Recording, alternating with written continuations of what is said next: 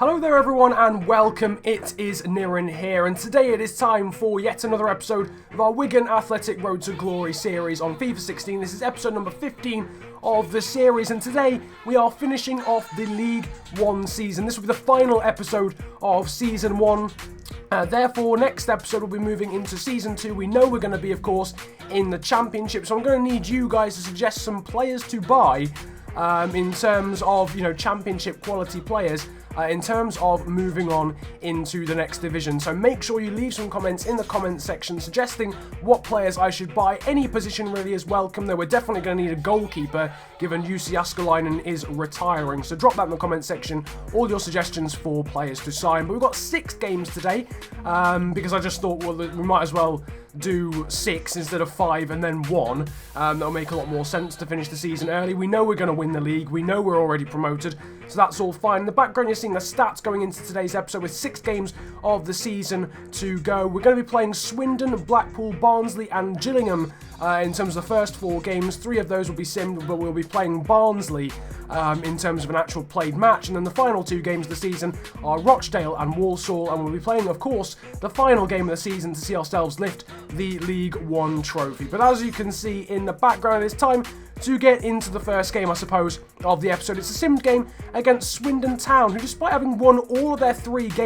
last 3 games against Walsall, Colchester United, and also Crewe Alexandra, they need a result here in order to avoid relegation at this early point of the season. They're in fantastic form. They've won their last 3, so this is not going to be an easy game by any stretch of the imagination. But Swindon need a good result, and it's looking as if they're going to get one early on. Robert scoring, and also Morsey getting sent off a minute later, but Will Grigg thankfully equalises for us.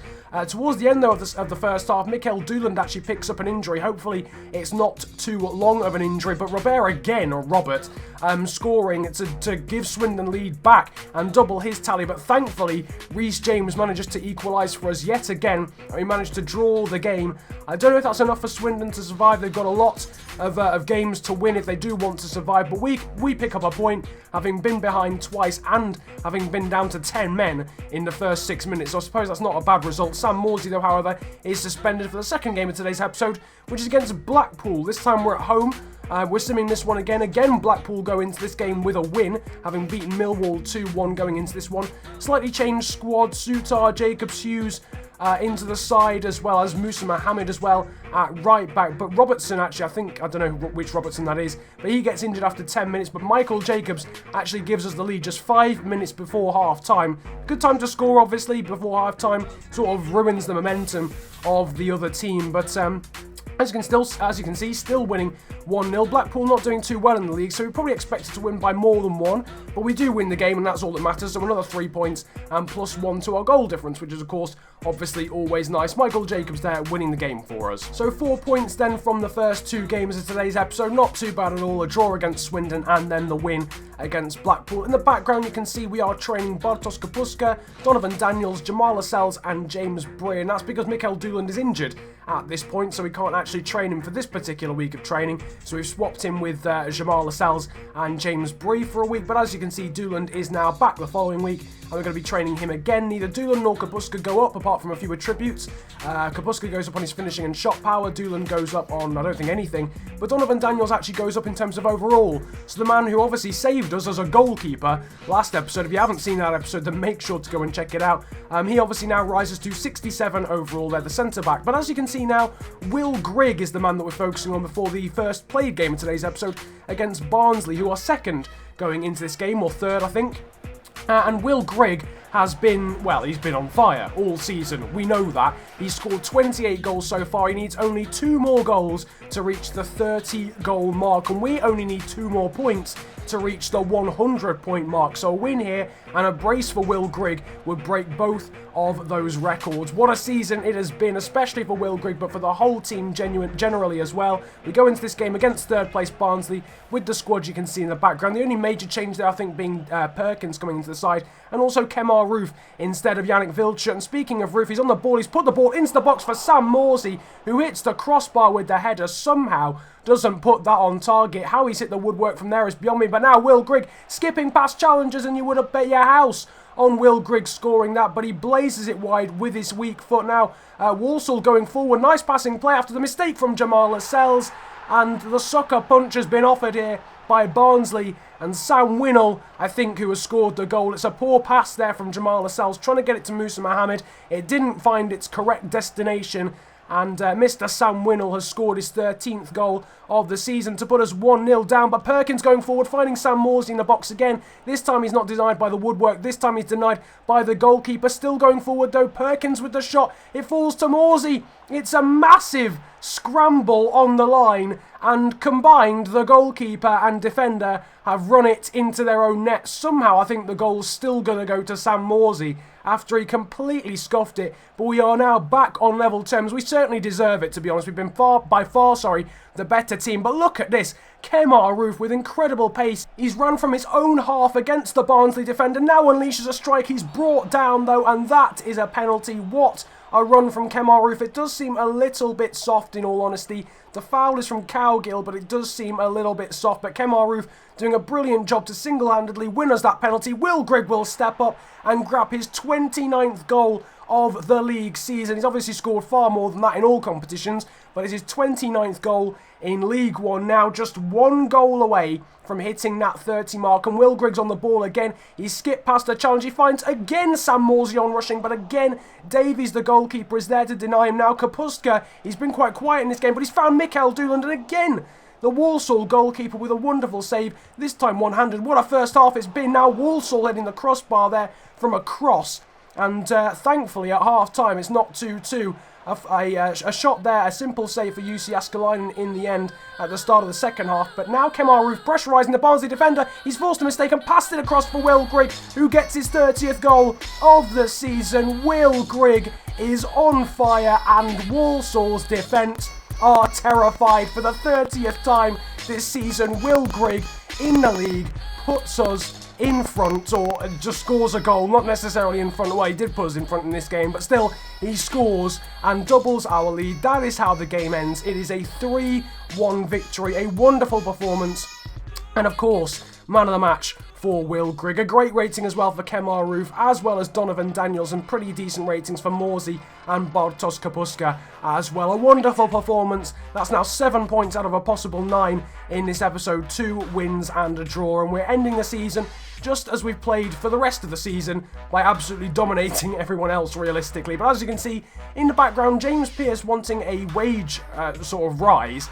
We can't afford the extra 12k that he wants in terms of salary at the moment, so he's going to have to wait. Unfortunately, that might make him unhappy. He may want to leave, but we just really can't afford that at the moment. Whether we get prize money at the end of the season, I don't know, but maybe next season we'll be able to pay for that. But 20k for a 70 overall centre-back is quite substantial. That's a lot of money, and I'm not sure whether I'm willing to pay it. Nevertheless, now going into the fourth game of today's six games, the fourth game of the episode basically, and Will Grigg has given us the lead after 5 minutes, 3 minutes actually, after missing a penalty, so he's certainly atoned for his error here against Gillingham at home in this league tie yet again. A few yellow cards for the likes of Tim Chow, who comes into the side, Mikael Doolan picking one up as well, Conor McElhenney on 2, Donnelly actually equalising with 15 minutes to go, but with 6 minutes to go, Mikael Doolan wins us the game very late on.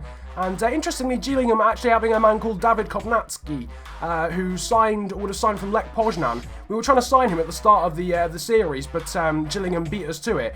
And he, thankfully for us, didn't score against us. We do still win the game 2-1, thanks to that late winner from Mikael Dooland. It's not enough to keep him in the side, though. Wanted to rotate the squad quite a lot going into the penultimate game to give players who perhaps haven't played as much a bit more of an outing, the likes of Philip Volden, Marcus Rashford, and Haris Vucic as well, but it was none of those that gave us the lead. Yannick Vilcher, after 11 minutes, giving us the lead. The big Dutchman, the big winger, giving us a 1-0 lead against Rochdale, who are actually fighting for a playoff place. So we're not exactly playing against easy opposition, and actually Mistovsky for Rochdale actually equalising with just under 20 minutes to go, and that is how the game would end. At the 90th minute, it is 1-1 between ourselves and Rochdale. A fairly weak side, though, that we put out. Emir Hughes being by far our best player, as well as the 2 centre-backs, but still a pretty decent result against a pretty decent side being Rochdale. So still unbeaten in the episode as a whole there, with our second draw of the episode, after 3 wins as well. But now moving on into training, and as you can see in the background, Mikael Dooland and Bartosz Kapuska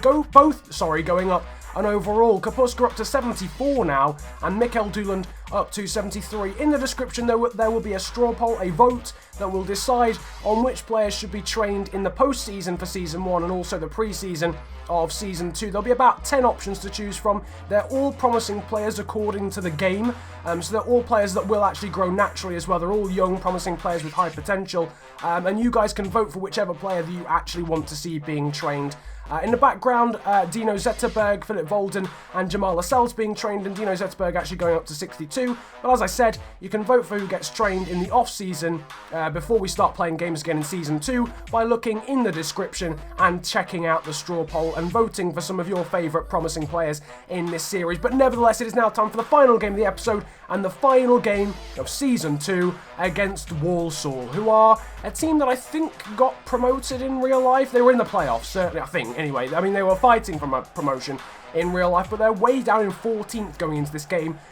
So it should, in theory, be a game we should be winning, but you never know. This is a party atmosphere, you know. It's a carnival atmosphere. We've won the league already. We're going to be lifting the trophy at the end of the day, whatever happens. You saw the squad there in the background. Into the 20th minute, Mikkel Duland finding Kapuska with an over-the-top through ball there. Kapuska's going to try and put the ball in the box, and it's an own goal. It's come off Downing. What a start it is. It's not Kapuska's goal. He'll try and claim it, but there's no way he'll get given the goal. It is an own goal from Downing. Paul Downing, the centre-back. I don't know what Etheridge, I think it is, the goalkeeper in goal, is doing. He just watches the ball go through, but it is 1-0. And after a pretty dull first half, it stays that way at half-time. 1-0 to us. Walsall, though, coming out after the break. Romain Sawyers finding Tom Bradshaw, and what a save that is from Jussi Askelainen, and James Bree puts it behind. But that's a wake-up call. We're going forward again now. Mikkel Duland being found by Kapuska, who's going to put a ball into the box. He sees Will Grigg at the back stick, and Will Grigg again misses a pretty glorious opportunity, hitting the crossbar now towards the end of the game. Rico Henry putting the ball into the box,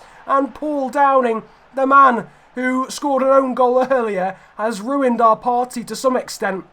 In terms of winning the league. It's a beautiful ball in from Rico Henry, who's been by far man of the match in this game. We might have to think about signing him for next season because he's performed brilliantly, and Walsall get the draw that they deserve. If they played like that all season, they probably would be fighting for promotion, but nevertheless, the game ends. The same player score for both teams, but we don't care about that. It's a 1-1 draw. The result, though, is irrelevant. We are going to be lifting the League One trophy at the end of this episode. We've deserved it by far. 106 points accumulated throughout the season, a goal difference of plus 55. We have, in all honesty, obliterated the opposition, mainly through having a very good squad. I mean, I've not done anything realistically different. It's just that the players that we have are incredible. Will Grigg, Bartosz Kapuska, and obviously Mikkel Duland, the unsung heroes, the likes of Pearce, Reece James, and some of the other Wigan originals. But nevertheless, it is now time for the captain, Jason Pearce, to lift the League One trophy. We are the champions of this division, and we move on into the Championship at the first attempt. I suppose it was expected of us, being such a high-profile team in this league, but nevertheless, we have done the job, and we have done it emphatically.